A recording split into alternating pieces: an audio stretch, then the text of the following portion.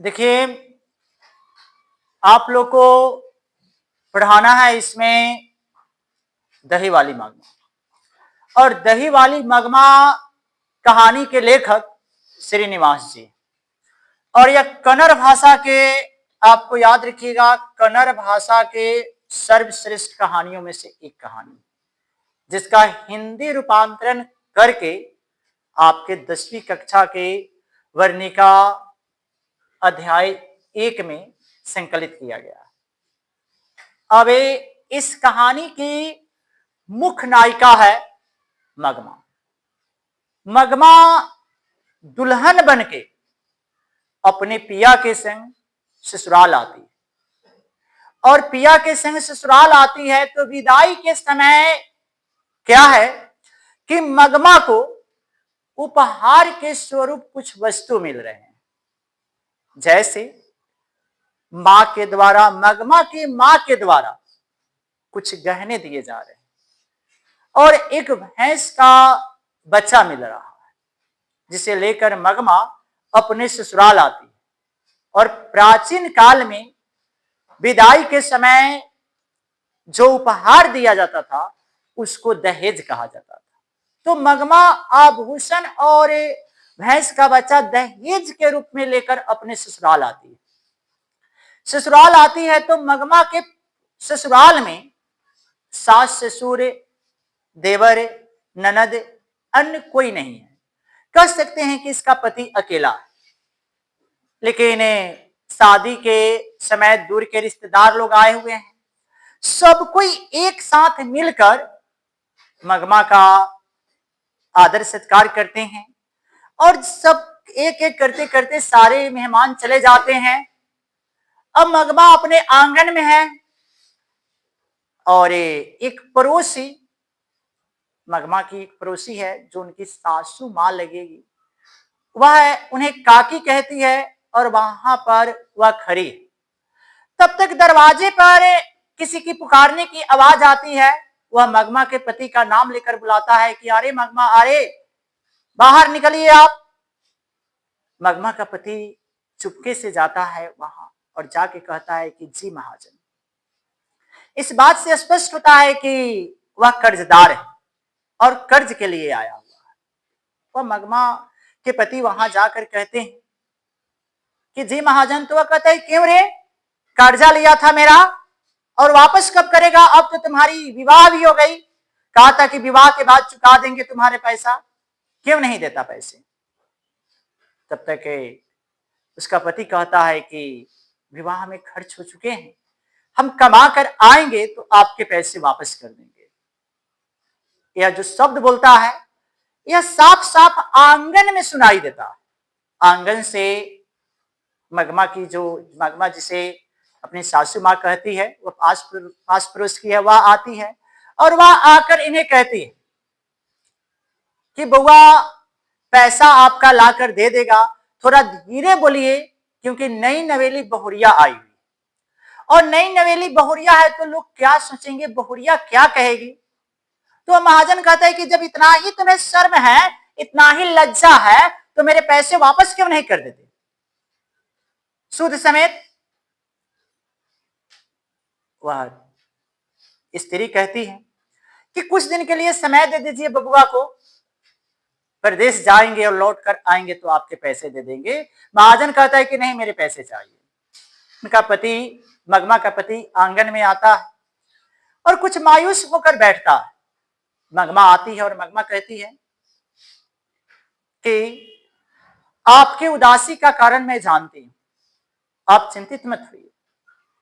मेरी मां ने मुझे कुछ आभूषण दिए, इन आभूषण को आप गिरवी रख के और उस महाजन के पैसे दे दीजिए। मगमा का पति कहता है कि नहीं, यह आभूषण तुम पहनोगी तो तुम्हारी सुंदरता और निखरेगी, इसलिए आभूषण तुम्हारी मां का है, तुम्हारा है, मैं इसे गिरवी नहीं रख सकता। मगमा कहती है कि हम दोनों पति पत्नी हैं, मेरे प्रत्येक वस्तु पे आपका अधिकार है।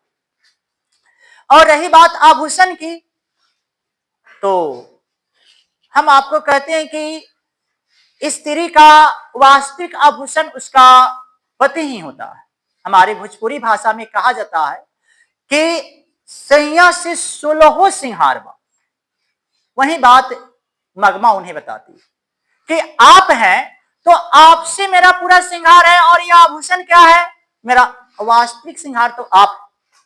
अतः मैं बेचने के लिए थोड़े कह रही हूं, गिरवी रखने के लिए कह रही हूं। ना चाहते हुए भी मगमा के पति उस गहने को ले जाकर सेठ साहूकार के पास गिरवी रखकर पैसे लाते हैं और मगमा से कहते हैं कि मगमा, मैंने उसके पैसे दे दिए, यह कुछ पैसे तुम रख लो, और मैं चाहता हूं कि कमाने के लिए हम कलकत्ता जाए, पूर्वी वाणिज्य जाए। तो यह कहानी जिस समय लिखी जा रही है, आज से बहुत दिनों पहले की बातें हैं, कि कोई स्त्री के जीवन में जैसे ही वह बंगाल का नाम सुनती थी, उसके जीवन में अंधेरा सा छा जाता था, क्योंकि एक बार जो बंगाल जाता था लौट कर नहीं आता था। ऐसी कहानियां थी, ऐसी बातें थी कि बंगाल में जो जाएगा वो वहीं का हो जाएगा। वहां की स्त्रियां उन्हें अपने मोह जाल में उलझा लेती थी और उन्हें दोबारा यहां आने का कार्य नहीं करती थी। मगमा का अंदर से, मगमा का आत्मा आपको कांप उठती है। मगमा कहती कि आप बंगाल जाने की बात करते हैं। मगमा का पति कहता है कि तुम चिंतित क्यों होती हो कि सारे पुरुष एक जैसे नहीं होते। मैं किसी के मोह जाल में नहीं पड़ूंगा, क्योंकि मेरे ऊपर जिम्मेवारियां है। मगमा भी सोचती है कि अगर मेरे पति नहीं जाएंगे तो आभूषण कहां से छूटेंगे, घर का खर्च कैसे चलेगा। इस बात को लेकर ना चाहते हुए भी मगमा अपने पति को इजाजत दे देती है, वह जाने के क्रम में। और मगमा कहती है कि आप क्या कीजिएगा कि वहां पे पहुंचिएगा तो आप पत्र वगैरह जरूर मुझे लिखिएगा, क्योंकि पत्र उस समय एक माध्यम था बाहर आने जाने वाले के संदेश का, खोज खबर रखने का। ऐसा कह के मगमा वह पत्र को क्या करती है, पत्र के सहारे या जाने लगते हैं, यह चले जाते हैं बाहर कलकत्ता कमाने के लिए। मगमा घर में अकेली बैठी हुई है, और अकेली बैठी हुई है, और मगमा को कोई सामान लाना है तो मगमा के घर में सास ससुर ननद देवर कोई नहीं। मगमा अपने नसीब को कोसती है और कहती है कि हाय रे नसीब, कि मैं कैसी अभागन हूं कि मेरे ससुराल में कोई नहीं। बड़े भाग वाले होते हैं जिनके घर में पूरा भरा पूरा परिवार मिलता है। मगमा जाती है और मगमा क्या करती है कि जलावन लाती है खाना बनाने के लिए। घर के पीछा आपको बगीचा वगैरह है उसमें से, और अपने हाथों के मेहंदी को देखती है और कहती है कि मेरे हाथ की मेहंदी का रंग धूमिल भी नहीं पड़ा है और मेरे ऊपर जिम्मेवारियों का बोझ आ चुका है। वह लेकर आती है और आकर एक खाना बनाती है और कुछ सोचती है। तब तक उनकी पड़ोसन जो है, जो उनकी सासू मां लगने वाली है, आवाज देती है कि बहुरिया भोजनी बना रही हो। मगमा कहती है कि हाँ माँ जी, आइए ना, आंगन सूना सूना लग रहा है। ऐसा कह के आपको बोलते हैं, वो आती है, आपको बोलते हैं कि एक जीवन का सबसे बड़ा सच्चाई कहा जाता है कि ससुराल की शोभा सास और ससुर से होती है, उसी प्रकार से मायके की शोभा आपको भाई और भतीजा से होती है, आंगन की शोभा देवर और ननद से होती है। और इनके बिना आपको बोलते हैं कि दोनों जहान सुना नजर आता है। मगमा के भी जीवन में वैसा ही प्रतीक हो रहा है। अब मगमा क्या है कि कहती है कि चाची, माँ जी, कि वह तो परदेश चले गए और पत्र भेजते हैं। अब वह गांव में जो भैंस का जो बच्चा लाई है, गांव में किसी को पालने के लिए दे देती है कि जब यह बड़ी हो जाएगी, बच्चा को जन्म देगी, तो हम उसे वापस लेकर चले आएंगे। और वह उन चाची से बोलते हैं कि उससे अपनी सासू माँ से कहती है कि मुझे भी मजदूरन से परिचय करा दीजिए ना, कि हम भी काम पर जाएंगे, दिन भर बैठे रहेंगे, इससे बेहतर है कि कुछ काम करेंगे तो हमारा भी दिन कट जाएगा। अब मगमा मजदूरन के साथ में जाकर आपको काम काज करने लगती है और बनिहारी करती है और घर की जिम्मेवारी को निभाती है और प्रत्येक दिन अपने पति के पत्र का इंतजार करती है। उसके पति के पत्र आते हैं और इधर से भी मगमा पत्र का जवाब देती है। अचानक से पहले पत्र 2 दिन पे आते थे, 8 दिन पे आते थे, 15 होते हैं, महीने होते हैं और इस तरह करते करते अब एकाएक पत्र आना बंद हो जाता है। मगमा बैठी हुई सोच रही। मगमा के जेहन में बुरे बुरे ख्याल आते हैं कि कहीं मेरा पति भी कहने का अर्थ है जाकर वहां तो किसी के मुंह जाल में नहीं उलझ गया। ऐसा कह के मगमा मायूस हो जाती है। अचानक से मगमा काम करने जाती है, तब तक वह क्या होती है कि चक्कर खाकर गिरती है। तो कुछ स्त्रियां आती है, जैसे ही उसके नब्ज पकड़ती है तो कहती है कि यार यह तो खुशी की बात है, आपका तबीयत खराब नहीं बल्कि आप मां बनने वाले हैं। मगमा कहती है कि हाय रे मेरी किस्मत कि कितना अभागा है कि पत्र भी भेजता तो हम उन्हें यह खुशखबरी देते, क्योंकि यह खुशखबरी सबसे अधिक तो पिता को सुनकर खुशी होती है। पत्र में तो यह लिखती है, परंतु पत्र का जवाब नहीं मिलता है। जैसे तैसे समय बीतता जाता है और मगमा एक चांद से बेटे को जन्म देती है। अपने बेटे को पाकर मगमा अपना जीवन धन्य धन्य कर लेती है और कहती है कि बिल्कुल अपने पिता पे गया है, लेकिन कैसी बदनसीबी है कि आज कहने का अर्थ है कि जो संस्कार होते हैं, त्योहार के समय संस्कार होते हैं, वह जन्म संस्कार तो हो रहा है, परंतु इसके पिता ही घर पे नहीं है। आज उसके पति की कमी सबसे अधिक खल रही है। अब जैसे जैसे मगमा अपने बच्चों का पालन पोषण करती है और पैसे एकत्र करके गहने छुड़ा लेती है, परंतु पति का याद इसके मन से नहीं जाता है। अब इसका पति वहां जाकर भूल चुका है। अगल बगल की स्त्रियां कहती है कि मैंने तो पहले ही कहा था कि आपको जो व्यक्ति बंगाल जाता है वह लौटकर नहीं आता है, क्योंकि बंगाल से वापस आना बड़ा मुश्किल है कलकत्ता से। ऐसा कह के आपको बोलते हैं कि वह संतावना देती है। मगमा का आंखों से आंसू गिरता है। जब भी मगमा अकेले रहती है तो एक एक शब्द अपने पति की तरफ देखती है। और हमारे बिहार की एक पूर्व मिथिलांचल की एक पूर्वी है, मिथिलांचल क्षेत्रों की अपने यहाँ की, जिसके राइटर आपको बोलते हैं महेंद्र मिश्र है। वहीं लिखते हैं कुछ सुनहरे शब्दों में, क्योंकि प्रत्येक बंगाल के स्त्रियां जिसके पति प्रत्येक यहाँ की स्त्रियां जिसके पति बंगाल चले जाते थे, उन सबके ऊपर उन्होंने उस दर्द को लिखा है कि पिया मोरा गैले रामा पूर्वी हो बनी जिया कि देखे गई लेना एगो गोदी मेरे सुगना से देखे गई लेना। वही मगमा कह रही है कि मेरे पति पूर्वी वाणिज्य गए हैं, और पूर्वी वाणिज्य कलकत्ता को कहा जाता था, कि एक आपको खिलौना एक पुत्र मुझे देकर गए जिसके सहारे मैं जिंदगी काट सकती हूँ।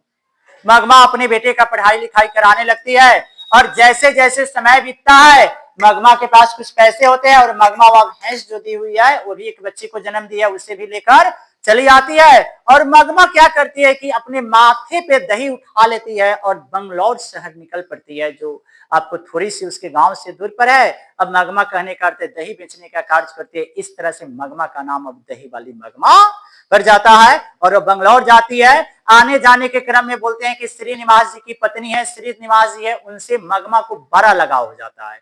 मगमा अपने प्रत्येक दुख भरी कहानी, प्रत्येक दुख भरी बातें श्रीनिवास की पत्नी को बताती है और अपनी पत्नी को कहती है कि तुम सज धज कर आना बहुरियो, वरना मेरा घर वाला तो मुझे कब के छोड़ के चला गया, अपने घर वाला को काबू करके रखना। यह शब्द सुन के श्रीनिवास की पत्नी हंसती है और कुछ सोचती है कि मगमा कितनी भोली भाली है।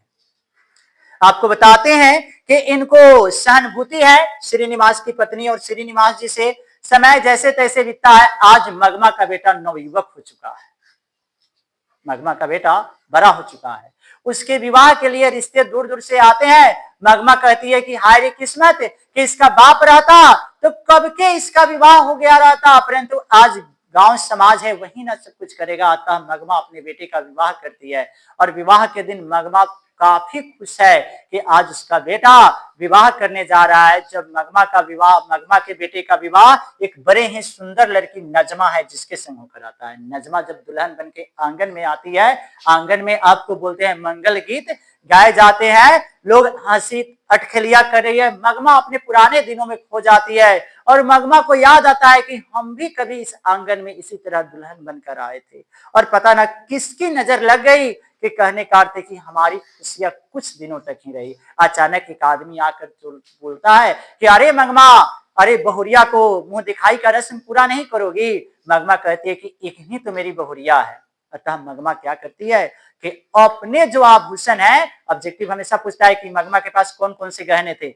मगमा क्या करते हैं कि अपने जो पुराने आभूषण है वह लेकर जाती है, नजमा को देती है, कहती है कि यह अपने ससुर और मेरे तरफ से उपहार स्वरूप समझ कर रख लो, जिसमें आपको करे है, हंसुली है, तगरी है, कनफुल है, चैन है, बाजूबंद है, यह गहने हैं मगमा के। मगमा उन्हें देती है। बहू को पाकर मगमा धन धान हो जाती है और मगमा अपनी बहू का बड़ाई करते हुए थकती नहीं है। सभी जगह जाती है तो अपनी बहू का गुणगान करती है। बहू भी सुलक्षणी है, अच्छे आचरण वाली है, इनका आदर सत्कार सबसे अधिक करती है। अब श्रीनिवास के घर जब भी जाती है तो अपनी बहू की तारीफ ही करती है। मगमा के जीवन में सबसे खुशी का पल उस समय आता है जब मगमा के घर एक बोलते हैं कि वारिस एक पोते का जन्म होता है। पोते को पाकर यह और खुश हो जाती है और अपनी बहुरिया का आदर, अपनी बहुरिया को अपने कहने का अर्थ है पलकों पे बिठा के रखती है। जैसे जैसे पोता बड़ा होता है अब मगमा दही बेचने तो जाती है और क्या करती है कि उधर से जब भी आती है तो रेवड़िया ले आती है और हमेशा अपने कहने का अर्थ है पोते को देती है। पोते से उसको बड़ा दुलार है, बड़ा स्नेह है। लेकिन प्रत्येक जीवन में, प्रत्येक इंसान के जीवन के दो पहलू होते हैं, एक सुख और दुख। मगमा के जीवन में भी सुख का पल अब समाप्त होने को है, उनके जीवन में थोड़ा दुखद पल आती है। बात बात पे क्या होता है, मगमा की बहू पहले तो किसी के बात को ध्यान में नहीं रखती थी, लेकिन दूसरे के आसपास के पड़ोसन के सिधाने के कारण मगमा की बहू का आदत खराब, मगमा की बहू का आचरण में कुछ बदलाव आता है। अब मगमा की बहू पलट कर दो नजमा है, अब वह मगमा को कहने का अर्थ हुआ कि अब दो टुक में जवाब दे देती है।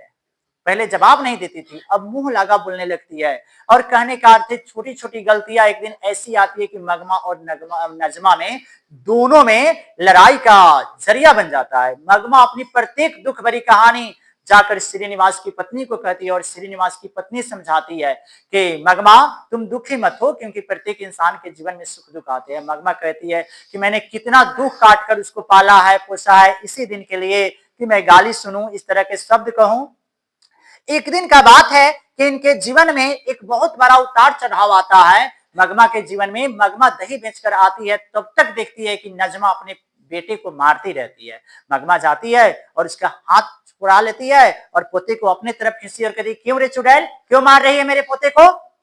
इस पर उसकी बेटी बहू कहती है कि क्यों नहीं मारेंगे, मेरा बेटा है, जो जी में आएगा सो करेंगे। वो कहता है कि तुम्हारा बेटा है, मेरा कुछ नहीं लगता है। इस बात को लेकर दोनों में नोक झोंक हो जाती है। आज भी हमारे समाज में सास और बहू के बीच इसी बात को लेकर विवाद होता है। अब वही नतीजा है कि दोनों में नोक झोंक हो जाती है और दोनों में लड़ाई हो जाती है। आज नजमा कहती है कि आज आने दीजिए आपके पति को, आज आने दीजिए मेरे पति को, आपके बेटे को। हम दो टुक में फैसला करते हैं कि या तो आप रहिएगा घर में, नहीं तो हम रहेंगे। जब मगमा का बेटा ऑफिस से आता है तो बहू एक में दो जोड़कर पूरी जली कटी सुना देती है। वो अपनी माँ से, मगमा से नहीं कुछ पूछता है, आकर दो शब्द में कहता है कि अरे माँ, कहने का अर्थ तुम्हें तो आदत सी हो गई है रोज रोज की लड़ाई झगड़े करने के लिए, क्योंकि कहने का अर्थ है कि मैं तंग आ चुका हूं इस रोज रोज के लड़ाई झगड़े से। तुम्हें अगर साथ में ना रहना है तो तुम अपना खाना कल से अलग बनाना, क्योंकि ऐसे भी तुम्हें अलग रहने की आदत हो चुकी है। पता ना यही तुम्हारा आदत था कि तुमने पिताजी को कोई शब्द कहा जिसके कारण पिताजी हमेशा हमेशा के लिए छोड़कर घर चले गए। यह बात मगमा को किल की तरह चुभती है और अपने नसीब को कोसने लगती है। मगमा सोचती है, जाकर श्रीनिवास जी के घर दही का मटका रख देती है, फूट फूट कर रोती है, सारी बातें बताती है और सारी बातें बताती है। श्रीनिवास की पत्नी कहती है कि जाइए घर, और क्या होगा कि सब कुछ ठीक हो गया रहेगा। लेकिन जब घर आती है तो मगमा देखती है कि घर में दीवार खींची जा चुकी है। मगमा मटके रख देती है और रोती है और फिर कहती है कि अपने मन को समझाती है कि हम रोने क्यों जाए, कौन सा मेरा घर वाला से सुख हुआ है, जब बेटा पति से सुख नहीं हुआ, जो हाथ बांध रहा था उससे सुख नहीं हुआ था, बेटा से मैं क्या सुख का उम्मीद रखूं। ऐसा सोचकर कहती है कि मैं स्वयं मेहनत करूंगी। और ऐसा कह के कहती है कि वह दही उठाती है। कल होकर लेखिका के पास जाती है और लेखक की पत्नी से कहती है कि मेरे नाम से कुछ हम पैसे रखे हैं, तुम अपने नाम से उसे बैंक में जमा कर लो। श्रीनिवास की पत्नी कहती कितनी भोली है मगमा। वह मगमा के कहती कि ठीक है। कल होकर मगमा क्या करती है, दही उठाती है फिर पुनः और पैसे को क्या करती है, अपने आंचल में बांध कर निकलती है। गांव का एक जुआरी है रंगापा, हमेशा पूछता है कि रंगापा कौन है। गांव का एक अयासी जुआरी रंगापा है जो मगमा का रास्ता रोकता है और मगमा से कहता है कि क्यों रे मगमा, हमने सुना है कि तेरे बहू तुम्हें अलग कर दिए हैं और जवानी तो तुम्हारा इसी तरह कट गया, बुढ़ापे का क्या हाल होगा। इससे बेहतर है कि इस उम्र में तुम मुझसे संबंध बना लो, अपना रिश्ता रख लो। मगमा कहती है कि आग लगे कल मुहे तुम्हारी जुबान की, जब सारी उम्र काट दिए और पर पुरुष की तरफ नजर उठाकर नहीं देखे तो इस उम्र में हम अपने जीवन में दाग लगाने जाए। ऐसा कह के वहां से बचकर निकलती है या उसका रास्ता रुकता है, हाथ पकड़ता है, लेकिन मगमा उसे एक धक्का देती है और जल्द से दौड़कर चली जाती है, भाग जाती है और पैसे वहां जमा कर देती है। अब मगमा उधर से सोचती है कि अब की बार रंगापा मिला तो मार के उसकी दांतें तोड़ दूंगी, क्योंकि मेरे दोनों हाथ खाली है। और ऐसा करके वह सोचती है कि पहले जाकर बेटे और बहू को कहेंगे, फिर वह सोचेगी कि अगर बेटे और बहू को कहते हैं तो बहू बात को बतंगर बना देगी और गांव में अफवाह फैल जाएगी, इसलिए अब कुछ नहीं बताती है मगमा। अब कहने का अर्थ है कि मगमा का जो पोता है इसके पास आने से डरता है, लेकिन नजमा उसे चुरा कर पहले से ही मिल जाती है, उसे हमेशा रेवड़िया देती है और हमेशा दुलार और प्रेम करती है। जब नजमा घर पे नहीं रहता है तो इनका पोता चोरी छुपके इनके पास चला आता है, मगमा को बड़े प्रेम से गोद में बैठता है और कहता है कि दादी माँ, जब मैं भी बड़ा हो जाऊंगा ना तो मैं भी नजमा को घर से निकाल दूंगा। वह कहती है कि नहीं बेटा, तुम इस तरह के कार्य नहीं करना, क्योंकि वह तुम्हारी माँ है, तुम्हें ऐसी बातें शोभा नहीं देता है। एक दिन का बात है कि मगमा दही लेकर जाती है और दही लेकर जाती है तो रास्ते में आपको बोलते हैं कि दही लेकर जाती है तो देखते हैं कि मखमल का कपड़ा बिक रहा है जो इसका रंग नीला है। मगमा कहती है कि मेरी बहू बड़ा गोरी है, अतः वह उसके तन पे अंगियां सिला देंगे, अंगियां सिलाएंगे जो बड़ा अच्छा लगेगा। इसलिए वह क्या करती है कि कपड़े ले लेती है और ऊपर से क्या करती है, रख लेती है दही के ढक्कन के ऊपर और चली आती है। जब बहू देखती है तो जल भुन जाती है और कहती है कि अब तो अलग हो गई है। अब कहने का अर्थ है अंगियां सिलाएगी, इस उम्र में मखमल की अंगियां पहनेगी, आपको बोलते हैं गहने बनवाएगी, तरह तरह के कार्य करेगी, कौन रोक टोक करने वाला है। अब मगमा को याद आता है कि हम अपना सारा आभूषण दिए हैं उसी को रखने के लिए। अब तब मगमा सफा डायरेक्ट जाके कहती है कि जब तुमसे मुझे कोई मतलब नहीं तो जो जो हम गहने दिए मेरे सारे गहने वापस करो। बहू कहती है कि हम नहीं देंगे, वो कहती है कि आने दो बेटे को, आता है तो अपने बेटे से कह के सारे आभूषण ले लेती है और अपने काम काज में लगती है। और कल होकर बहू को जलाने के लिए स्वयं मगमा वह अंगियां सिलाकर अपने पहन लेती है और दही लेकर जाती है। गांव का एक लड़का है जिसका नाम आपको कहने का अर्थ है कि छोटू गुनेधी शायद, हाँ, आपको बोलते हैं कि गांव का एक लड़का है जो मगमा को देखकर एक गजब सा इशारा करता है। मगमा को देखकर आपको एक भादा सा इशारा कहता है कि मगमा तू बड़े ही झकास लग रही है। मगमा कहती है कि क्यों रे छोकरे, तू गले में फंदा डाल के घूमता है तो मैं तो कुछ नहीं कहती हूँ, फंदा करिए गले में जो टाई बांधा हुआ है। वो कहता है कि मगमा थोड़ा एक चश्मावा पहन लो। मगमा कहती है क्यों रे छोकरे, दो चश्मावा लेकर पहन लेती है। इस बात से पता चलता है कि मगमा एक खुश मिजाज टाइप की स्त्री है, उसके मन में दुख और संताप कहने का अर्थ है, लेकिन वह आपको दिल की बड़ी साफ है। मगमा अंत में सोचती है कि हम सारा आभूषण सारे धन संपत्ति किसके लिए कमा रहे हैं, जब बेटा बहू ही मुझे नहीं पहचान रहा है। इसलिए फैसला कर लेते हैं कि हम घर छोड़कर हमेशा हमेशा के लिए चले जाएंगे। यह बात नजमा को पता चलता है और नजमा क्या करती है कि अपनी सास को मनाने के लिए अपने पोते को, अपने बेटे को अपनाती है और कहती है कि तुम जाओ और दादी माँ का पैर नहीं छोड़ना और कहना कि दादी माँ तुम जहां जाओगी हम वहीं चलेंगे। जब ऐसा जाके उनका पोता कहता है तो मगमा कहती है कि जाओ अपनी माँ के पास। वह आती है नजमा और कहती कि माँ जी, यह मेरा ही कुछ थोड़े है, आपका भी तो पोता है और मेरे अपराध को क्षमा कर दीजिए। वह क्या करती है, उसके पैर पकड़ लेती है और इस तरह से इस कहानी का अंत हो जाता है।